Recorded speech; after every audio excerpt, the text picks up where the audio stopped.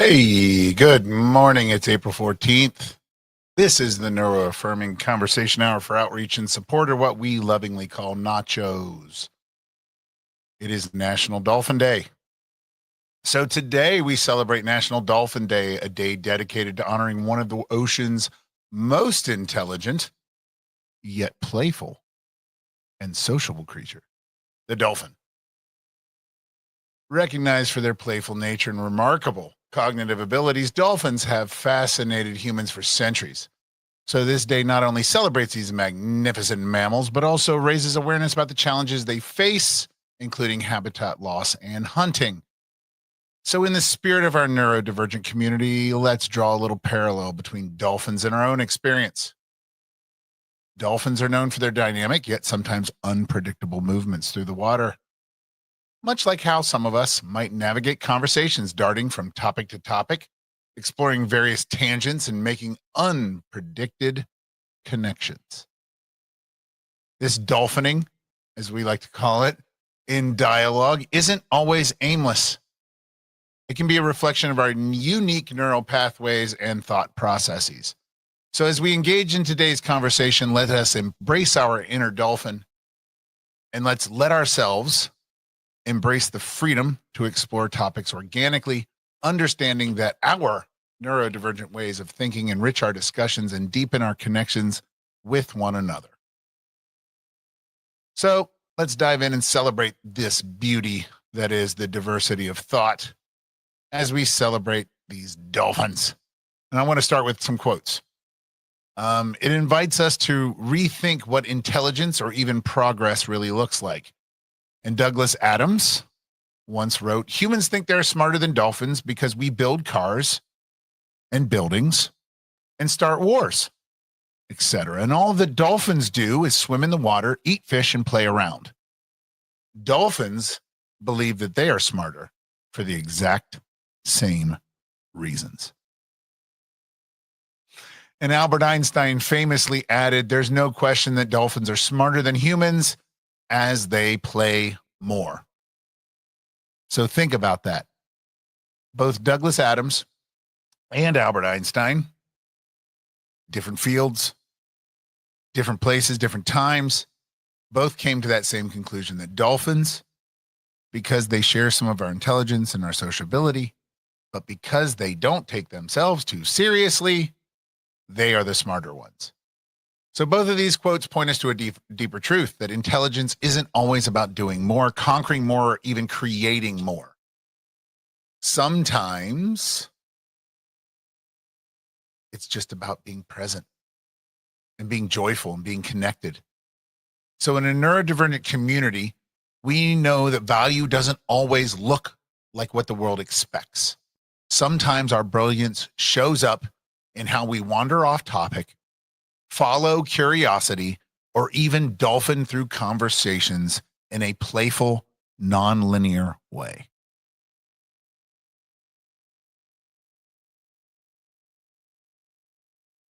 So we're talking about dolphins, but this brings us to another curious little creature, the dire wolf. I'm sure a lot of people heard about this. This week, we're diving into a story not just about science, but about resurrection, and also what happens when we bring something wild and ancient back into the modern world. So just as dolphins challenge our definition of intelligence, the return of the direwolf challenges our relationship to nature, memory, and the ethics of innovation. In a groundbreaking blend of science and imagination, Colossal Biosciences has brought the legendary direwolf back to life. This is a 10,000-year-old extinction. This isn't just science fiction, it's synthetic biology in action. The company's two 6-month-old direwolves, Romulus and Remus, aptly named, are massive and wild-spirited, weighing 80 pounds and expected to reach up to 150 pounds total.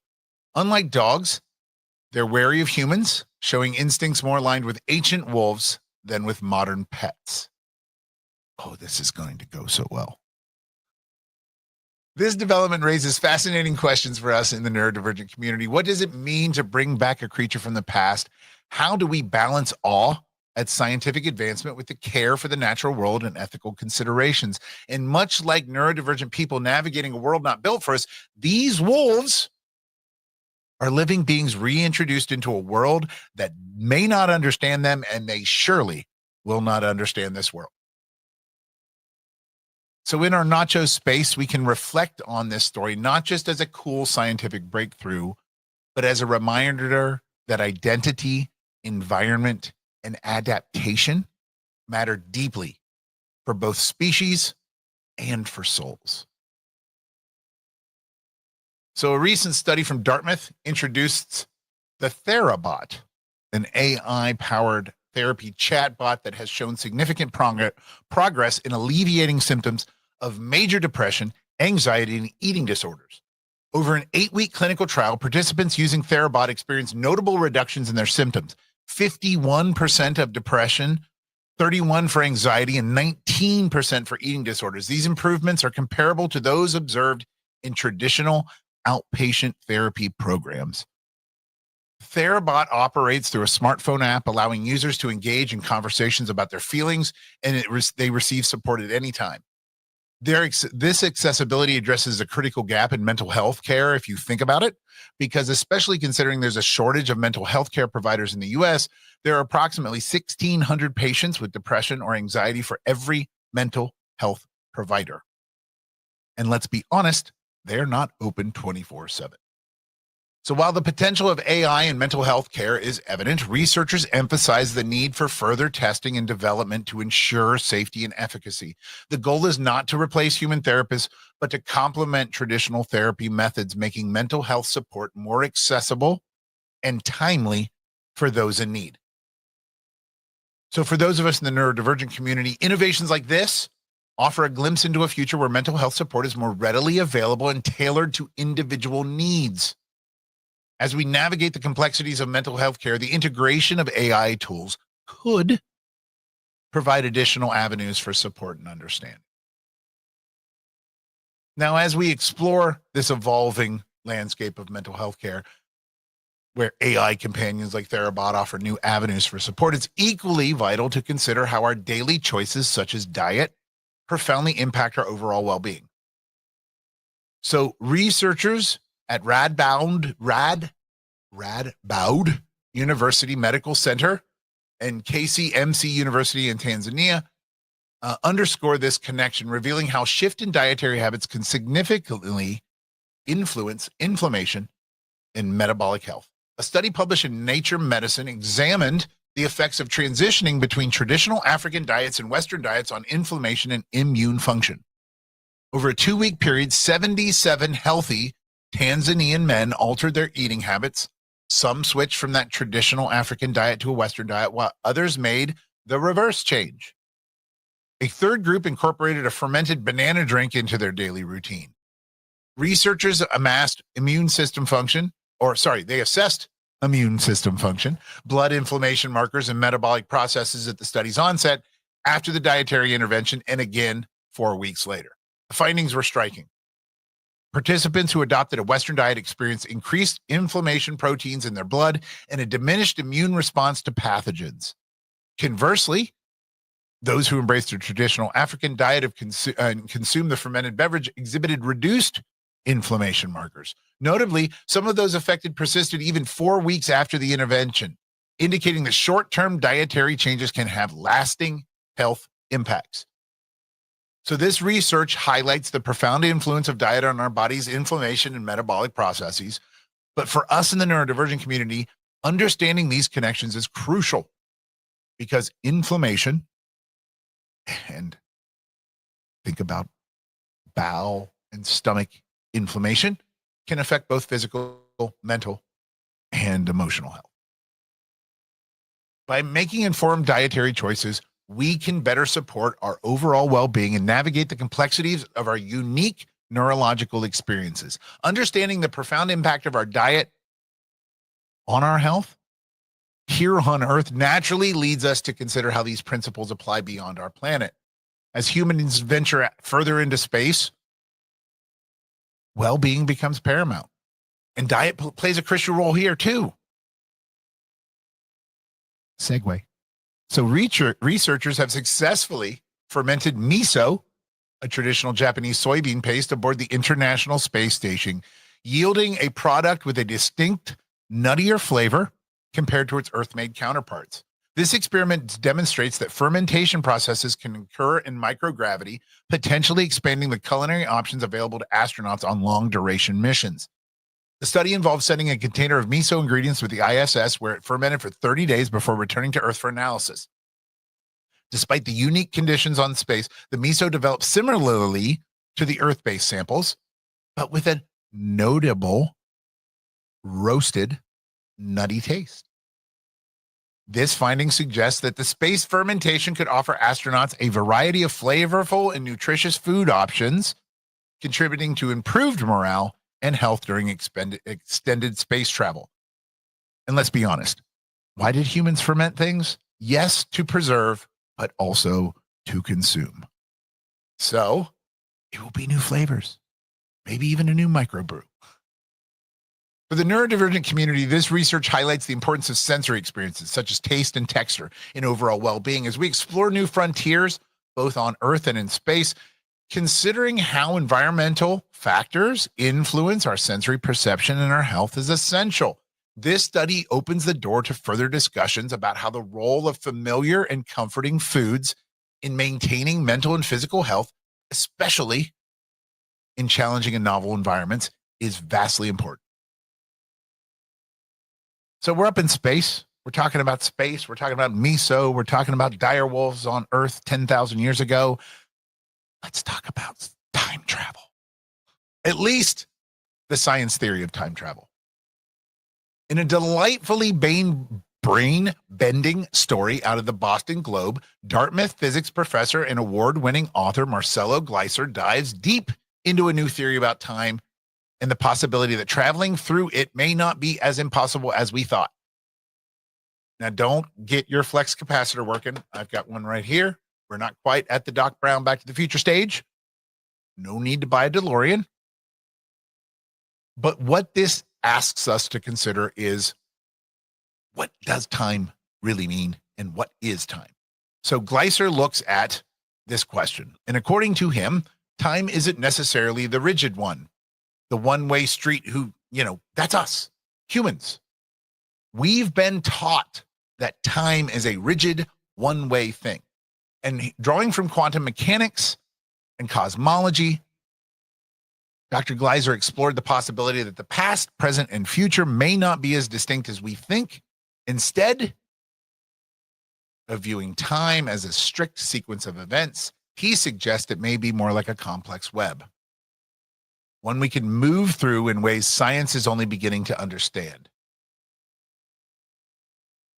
And this is where it gets really freaking nachos on us.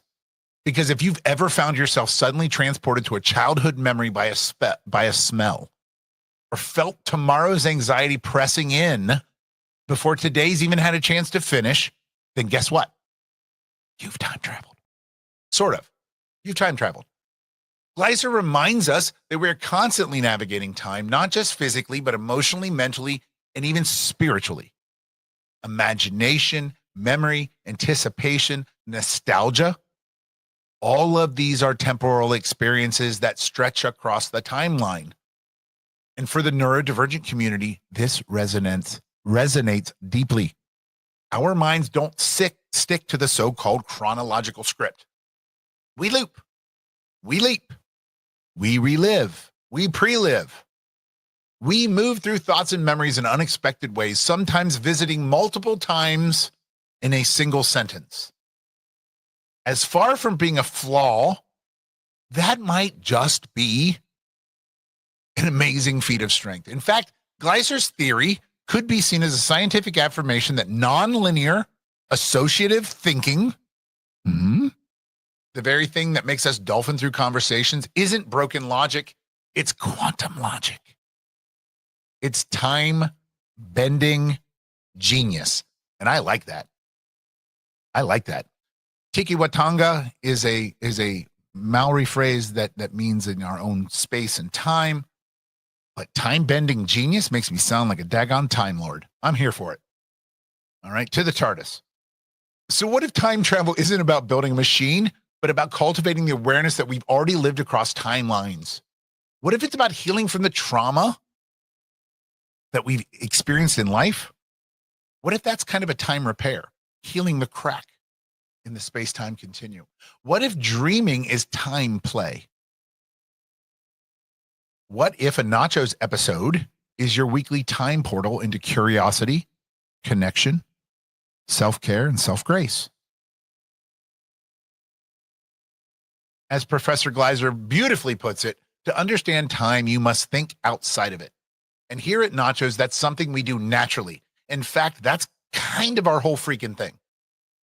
So whether your thoughts are darting backwards into the past, spiraling sideways into wonder and amazement, or leaping ahead into the future you can feel but not yet see, trust your timeline because it is yours, it is nonlinear, and it is alive. And maybe, just maybe, you're already a time traveler. Maybe. So this week on Nachos, we celebrated National Dolphin Day by embracing the beautiful, meandering, playful, and nonlinear ways our neurodivergent minds work. And just like dolphins dancing through waves, many of us dolphin through our conversations. And remember, what looks like distraction is often discovery. So whether your thoughts are darting backwards into the past, right? Remember, this timeline is yours. We're not here to fit into someone else's version of time or progress or success. We're here to reclaim our own rhythms, to wander, to wonder, and to rest. To build a world where nonlinear thinking isn't just accepted, it's celebrated. So here's your gentle reminder. You're not a machine. You are not behind. You are not broken. You are not too much or not enough. You're a living, feeling, meaning-making being worthy of grace, even when you're scattered, stimming, spiraling, or simply still. Your value isn't measured in your productivity or polish. It's found in your presence, in your perception, in your unique path your mind travels to get wherever the hell it's going. So in a world that so often demands the straightest line between A and B, maybe the most radical thing you can do is follow the curve. Take a tangent. Circle back to joy. Diverge from the unexpected. Time travel through memory. Time travel through hope. Time travel through wonder. Rest when you need to. Re-engage when you're ready. And remember, every winding path still moves forward, even if the map doesn't show it. So thank you for spending time here with us at Nachos, the Neuro-Affirming Conversation Hour, for outreach and support. Until next time, take care of your body, take care of your brain, and take care of your beautifully nonlinear soul. And remember, in a world that demands your grind, your rest is a quiet revolution. I'll see you guys later.